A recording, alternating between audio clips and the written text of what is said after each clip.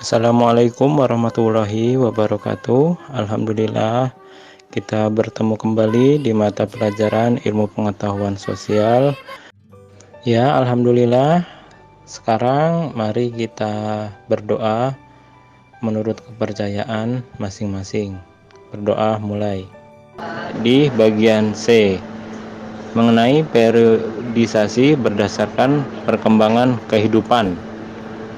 Periodisasi ini dibagi menjadi 3.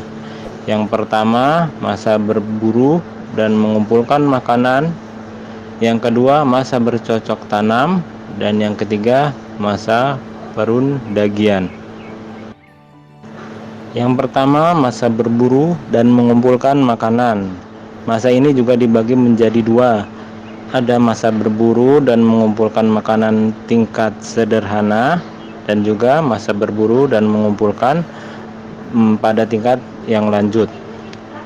Yang pertama yang kita bahas dalam tingkat masa berburu dan mengumpulkan makanan pada tingkat sederhana, yaitu masa ini diperkirakan sudah terjadi pada masa zaman Paleolitikum, di mana manusia yang hidup pada masa ini masih rendah tingkat peradabannya. Mereka hidup mengembara, pindah dari tempat yang satu ke tempat yang lain sebagai pemburu binatang dan menangkap ikan. Di samping itu, mereka juga meramu, yakni mencari dan mengumpulkan makanan, buah-buahan, sayur-sayuran, dan apapun yang dapat dimakan dari tumbuhan. Jenis makanan yang dikumpulkan misalnya ubi-ubian, buah-buahan, dan daun-daunan. Kehidupan ekonomi pada masa ini masih sangat tergantung secara langsung kepada alam. Kebutuhan makanan dipenuhi dengan cara berburu hewan dan mengumpulkan umbi-umbian, buah-buahan, serta dedaunan yang ditemukan di sekitar lingkungan. Jika sumber makanan di sekitar mereka telah habis, maka mereka berpindah ke tempat lain. Pada masa ini belum adanya pertanian dan juga peternakan. Kehidupan budaya pada masa berburu tingkat sederhana ini sesuai dengan apa yang mereka lakukan, maka mereka berpindah-pindah dari tempat satu ke tempat yang lain yang terdapat banyak binatang-binatang dan buah-buahan untuk mereka makan. Mereka juga mencari tempat-tempat yang banyak airnya. Tempat yang mereka pilih ialah di padang-padang rumput yang diselingi semak belukar yang sering dilalui binatang buruan. Kadang-kadang mereka memilih tempat tinggal di tepi pantai, sebab di situ mereka dapat mencari kerang dan binatang-binatang laut lainnya.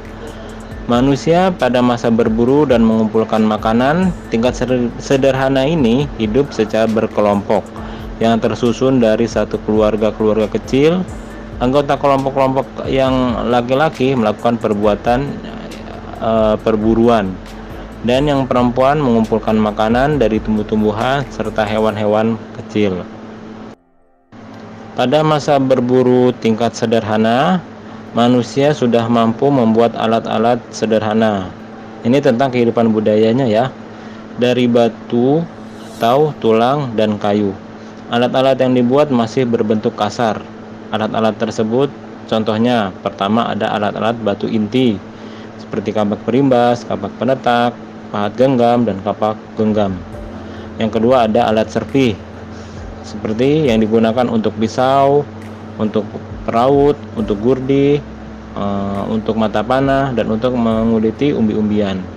Dan yang ketiga ada berbagai alat dari tulang dan kayu.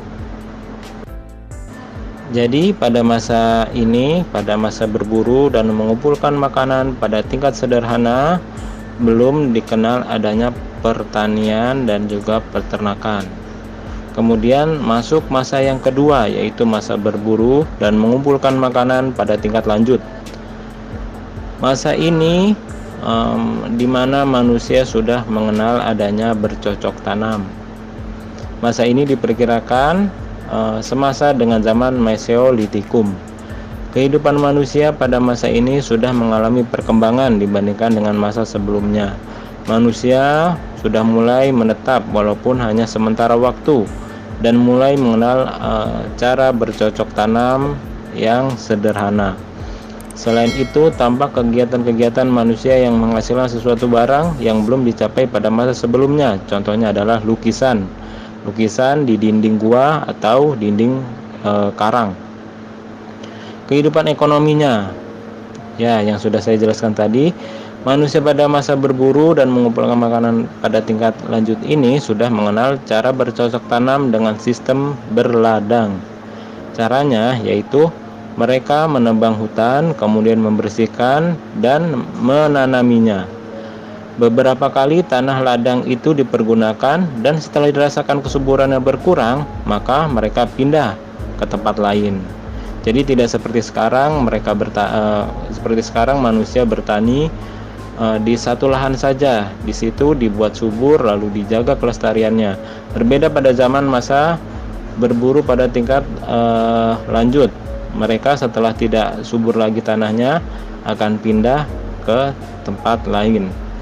Selain berladang, mereka juga memelihara dan mengembangbiakan binatang.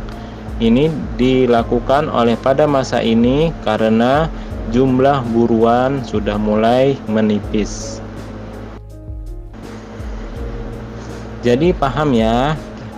Jadi awal munculnya pertanian ketika sudah melewati masa berburu pada tingkat sederhana dan hewan-hewan mulai berkurang jumlah buruannya, maka masuk masa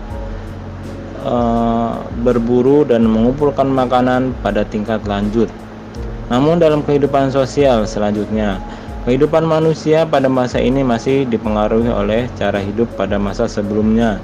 Mereka masih melakukan perburuan hewan, menangkap ikan, mencari kerang, dan mengumpulkan makanan dari lingkungan di sekitarnya. Meskipun demikian, kehidupan manusia mengalami perubahan yang besar. Manusia secara berkelompok mulai hidup menetap dengan memilih gua sebagai tempat tinggalnya.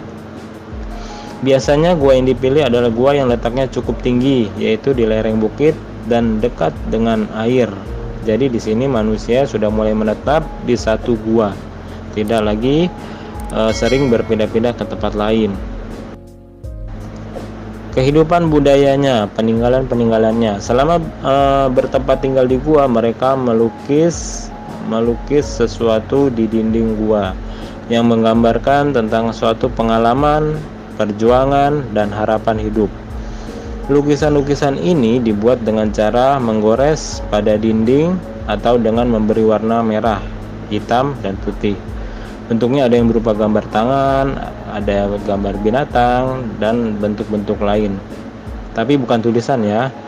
Lukisan dinding gua menandakan perkembangan kepercayaan manusia pada masa itu. Misalnya, lukisan cap tangan dengan latar belakang warna merah mengandung arti kekuatan pelindung untuk mencegah roh jahat. Dan cap-cap tangan yang jari-jarinya tidak lengkap yang dianggap sebagai tanda berkabung. Pada masa ini, kemampuan manusia membuat alat-alat atau perkakas mengalami kemajuan. Alat-alat batu yang dibuat bentuknya lebih halus daripada masa sebelumnya. Contohnya ada kapak Sumatera, yaitu batu yang berakal yang dibelah tangan sehingga satu sisinya cembung dan sisi lainnya kasar. Yang kedua ada alat namanya alat sampung, yaitu alat yang terbuat dari tulang dan tanduk digunakan sebagai penggali umbi-umbian, sebagai cangkul.